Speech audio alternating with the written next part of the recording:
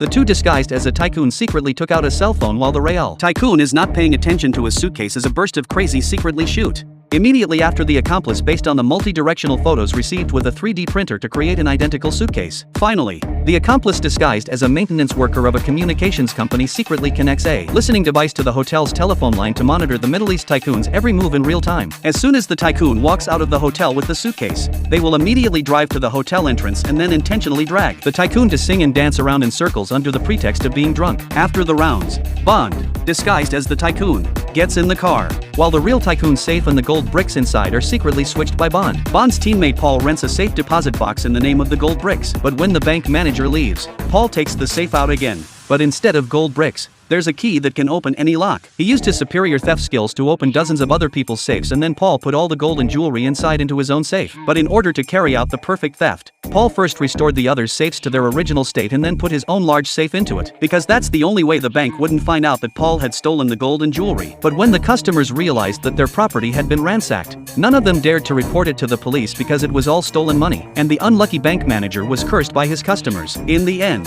Paul found a chance to take out his own safe deposit box, and a perfect theft plan was successfully implemented. To everyone's surprise, the large amount of gold, silver and jewelry they stole, as well as the gold bricks of the tycoons, were the funds for their next burglary plan. Because the vault is so large and contains so much property, they have to modify a super-powered Land Cruiser so that they can drive through the desert without any problems. Bond then uses his experience of many escapes to determine that the vault is in the prison laundry, because he's discovered that the prison has a laundry but doesn't use it and even hauls his clothes outside to be washed. In order to make them pay the price for their indiscretion, Paul disguises himself as a security inspector and comes to the prison to inspect the kitchen equipment. After confirming that there were no problems with the appliances, Paul began to make up stories about how the oven had serious problems and that if it wasn't replaced in time, it would blow up the kitchen. The person in charge thought it was not his own money anyway, so he ordered 2 new ovens. But what he never expected was that the delivery man was one of Bond's associates and the real delivery man was tied up in the toilet. The 2 new ovens were even delivered with their burglary tools hidden inside, and then they were ready to carry out their plan.